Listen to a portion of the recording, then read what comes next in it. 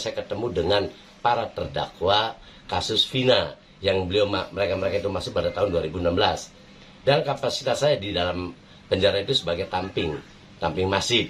Dan tentunya kalau ada para napi yang baru pasti ketemu dengan saya sebagai untuk memotivasi hidup. Anda mesti survival di dalam penjara atau apa-apa, dan di situ dan memberikan pengarahan-pengarahan bahwa Anda hidup di dalam napi itu mesti baik dan benar, jangan sampai muncul masalah baru. Selalu mengatakan seperti itu pada napi-napi baru tadi. Dan yang kedua, yang sangat menggelitik saya adalah ada napi yang kasus Vina tadi, pembunuhan itu.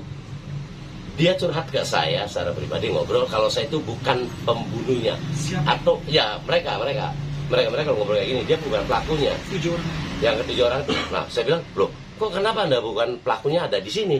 Ini kan sudah terlambat. Sudah ada di dalam bicara bukan pelakunya. Kenapa tidak waktu proses pem-BAP-an sampai proses persidangan Anda tidak mengatakan seperti itu?"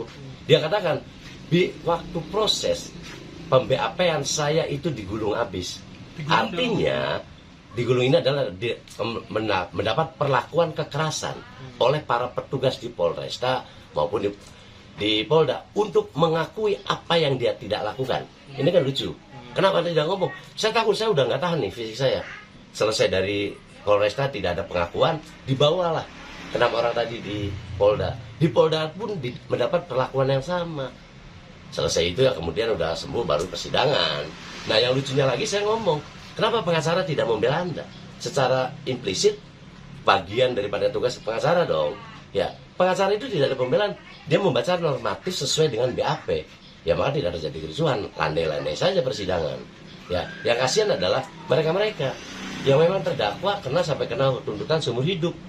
Katanya 81-nya itu memang karena di bawah umur, maka kena 8 tahun. Maka apa-apa yang dikeluarkan, yang diucapkan oleh Saka itu memang benar. Saya pun dapat laporan seperti itu dari yang 7 orang tadi. Maka saya punya pemikiran bahwasanya proses dari awalnya pun sudah terjadi manipulasi. Tidak ada satu kebenaran. Ya, maka muncul jadi terkesan polisi ini asal tangkap. Sangat ironis. Kalau polisi asal tangkap saya mendengar di mana-mana seringkali dilakukan. Tapi hanya sebatas salah tangkap, begitu sampai Polresta selesai. Nyampe Polres selesai kan. Kembali lagi ke yang tadi ya. Pengakuannya itu dari siapa itu pengakuan? Ya pengakuan salah satu narapidana itu namanya Sudirman ya. Sudirman itu mengatakan saya tidak melakukan, tapi saya takut. Kenapa takut? Badan saya sakit, disetrum, dipukulin, diapain. Itu pengakuan dia ke saya. Ya sama petugas tentunya. Sama petugas melakukan seperti itu. Itu suruh melakukan pengakuan atau suruh mengakui apa yang tidak dia lakukan. Maka karena dia secara fisik, memang lihat fisiknya juga sangat lemah, orangnya sakit-sakitan, dan yang kedua kurus. Dia udah nggak tahan, maka dia akuin. Dan semua para pengakuan itu mengatakan hal yang sama. Di bangunan ada yang tukang ngecat, ada yang kerja di toko. Dia itu seperti ada geng motor. Bahkan teman saya ngomong, dari dalam itu bukan geng motor. Silakan ada di sini. Dia ngomong, bukan dia sih, sudah. Nah, bahkan semalam yang sama yang begitu saya ucapkan, orang DPR ada di dalam, nggak kenal.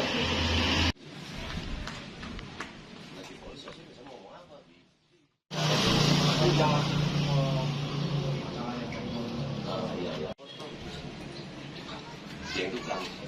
Dan lucunya lagi masa geng motor satu kampung. Yang ada di sana sudah satu kampung. Enggak, ya minimal ini dari Cirebon ya orang bisa suaranya masih rasional. Kalau ini cuma satu kampung, waktu bisa tinggal. Belum. Ya kalau tempat saya kan tahu ya, habis itu termati dari APBD Gate.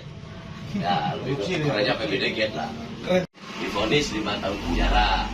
Kalau kasus saya, vonis itu jangan 2 tahun. Yang 6 bulan itu adalah kompensasi, nggak mau kasih penerimaan uang kehormatan. Karena bukan gaji, uang kehormatan itu bukan barang bukti, sudah. Bahkan yang lebih lucu dan tidak pernah merugikan keuangan negara. Tapi ini adalah maladministrasi.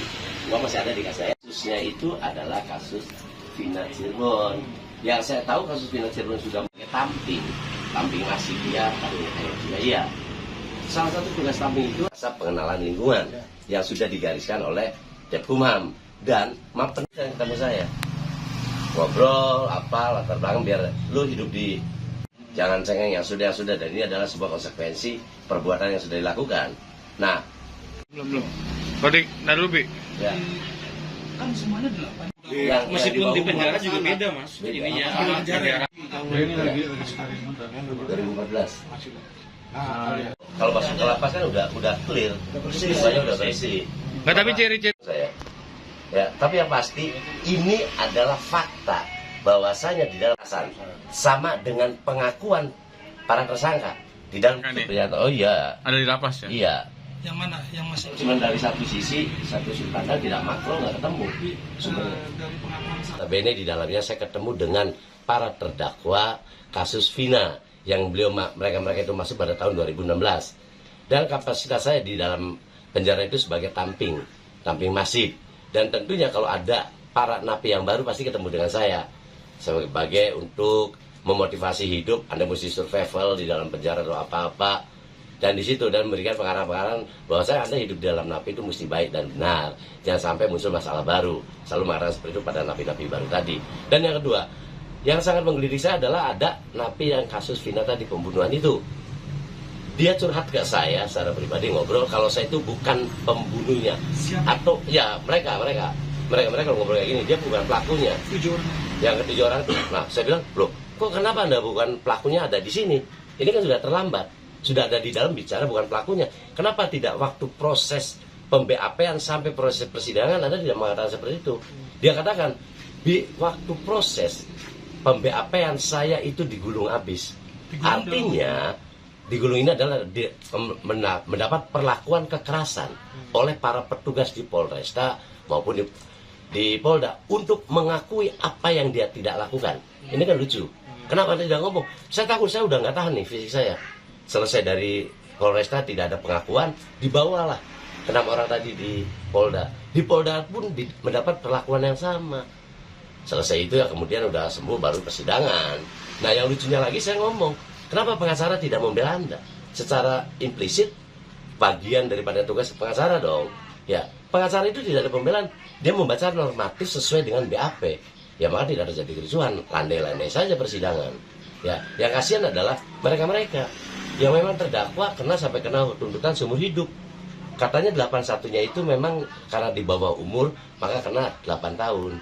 Maka apa-apa yang dikeluarkan, yang diucapkan oleh Saka itu memang benar. Saya pun dapat laporan seperti itu dari yang 7 orang tadi. Maka saya punya pemikiran bahwasanya proses dari awalnya pun sudah terjadi manipulasi. Tidak ada satu kebenaran. Ya, maka muncul jadi terkesan polisi ini asal tangkap. Sangat ironis. Kalau polisi asal tangkap saya mendengar di mana-mana seringkali dilakukan. Tapi hanya sebatas salah tangkap, begitu sampai Polresta selesai. Nyampe Polres selesai kan. Kembali lagi ke yang tadi pengakuannya itu dari siapa itu pengakuan? Ya pengakuan salah satu narapidana itu namanya Sudirman ya. Sudirman itu mengatakan saya tidak melakukan, tapi saya takut. Kenapa takut? Badan saya sakit, disetrum, dipukulin, diapain. Itu pengakuan dia ke saya. Ya sama petugas tentunya. Sama petugas melakukan seperti itu. Itu suruh melakukan pengakuan atau suruh mengakui apa yang tidak dia lakukan. Maka karena dia secara fisik memang lihat fisiknya juga sangat lemah, orangnya sakit-sakitan, dan yang kedua kurus, dia udah nggak tahan, maka dia akuin. Dan semua para pengakuan itu mengatakan hal yang sama.